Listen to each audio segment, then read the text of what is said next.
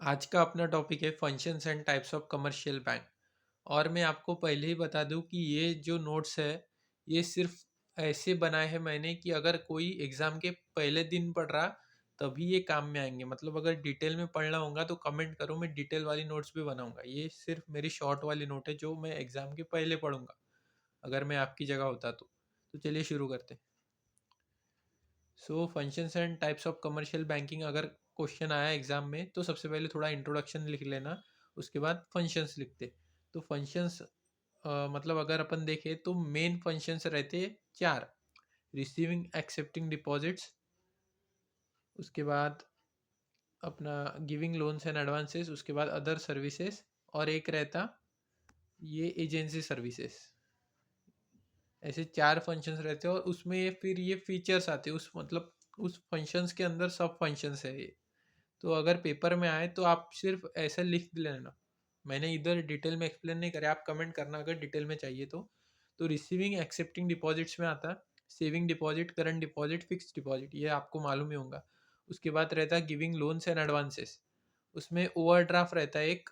उसके बाद लोन और कैश क्रेडिट। तो मैं ओवरड्राफ्ट मतलब ऐसा कि अगर कस्टमर के अकाउंट में कभी पैसा ना भी हो तो अगर वो उसका रिलेशन बैंक के साथ अच्छा है तो कस्टमर अगर कभी ज़्यादा अमाउंट विड्रॉ कर ले बैंक से तो उसको मतलब बैंक अलाउ करती। और कैश क्रेडिट का भी नियर टू सेम ही मतलब रहता है कि अगर कभी उस फॉर एग्जांपल अगर मैंने किसी को चेक दिया और मेरे बैंक के साथ रिलेशन अच्छे है और मैंने चेक में अमाउंट डाली 1,20,000 और मेरे खाते में अभी सिर्फ अवेलेबल है 1 लाख, तो कभी कभी बैंक कस्टमर का रिलेशन देखते हुए 1,20,000 का चेक पास कर देती, उसको बाउंस नहीं करती, पास कर देती। और वो 20 रुपये अपने को क्रेडिट में मिलते, मोस्टली ये करंट अकाउंट में ही रहते। उसके बाद other services. So other services में आता लेटर ऑफ क्रेडिट। सो ये ऐसी बात रहती मतलब अगर मैं इंडिया से फॉर एग्जांपल न्यूयॉर्क जा रहा या ऑस्ट्रेलिया जा रहा किधर भी, और मेरे को रिस्क लग रहा कि मैं इधर पैसे की बैग कैरी करके उधर तक जाना, मेरे को ये रिस्क ही लग रहा। तो पहले के ज़माने में क्या होता था कि एक लेटर ऑफ क्रेडिट देती थी बैंक। मतलब फॉर एग्जांपल जैसे अभी अपने इंडिया में एक फॉरेन बैंक है, एच एस बी सी है, सिटी बैंक है, तो for example H S B C ले लो। अगर H S B C bank में जाके मैंने उस उधर लेटर ऑफ क्रेडिट ले लिया, मतलब मैं इधर 1 लाख रुपए डिपॉजिट कर दूंगा इंडिया की ब्रांच में, और फॉर एग्जांपल ऑस्ट्रेलिया में एच एस बी सी की दूसरी ब्रांच है और मुझे उधर पैसे निकालने हैं, तो मैं इधर इनसे लेटर ऑफ क्रेडिट लूंगा। फिर जैसे ही मैं ऑस्ट्रेलिया पहुंचा वो लेटर ऑफ क्रेडिट लेके मैं ऑस्ट्रेलिया की एच एस बी सी की ऑस्ट्रेलिया वाली ब्रांच में जाऊंगा और उनको बोलूंगा ये देखो मेरा लेटर ऑफ क्रेडिट। उस पर एक रीएम्बर्समेंट ड्राफ्ट भी रहता और लेटर ऑफ आइडेंटिफिकेशन भी रहता। तो फिर उस हिसाब से अपने को इधर डाले हुए 1 लाख उधर विड्रॉ करते आते, तो ये लेटर ऑफ क्रेडिट रहता।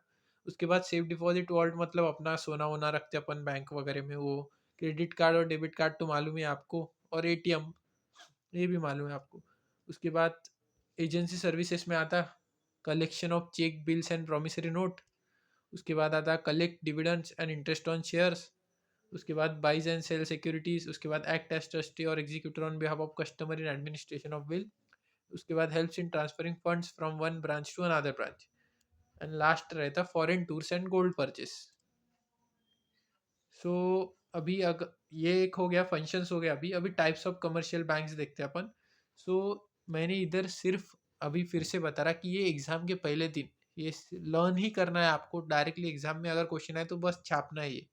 टाइप्स ऑफ कमर्शियल बैंक्स में पब्लिक सेक्टर बैंक जैसे एसबीआई हो गई, प्राइवेट सेक्टर बैंक एचडीएफसी हो गई, फॉरेन बैंक अभी बताया मैंने एचएसबीसी, सिटी बैंक। उसके बाद रीजनल रूरल बैंक्स रहती जो मतलब विलेज और एग्रीकल्चर के लिए काम करती, मतलब वेलफेयर के लिए। उसके बाद कोऑपरेटिव बैंक रहती, मतलब बहुत सारी कोऑपरेटिव सोसाइटीज रहती एक एक डिस्ट्रिक्ट में। और लास्ट में स्मॉल फाइनेंस बैंक, मतलब जिस एरिया में बैंक नहीं है उधर एक स्मॉल फाइनेंस बैंक शुरू कर सकते हैं ऐसा। तो ये हो गया आज का टॉपिक अपना।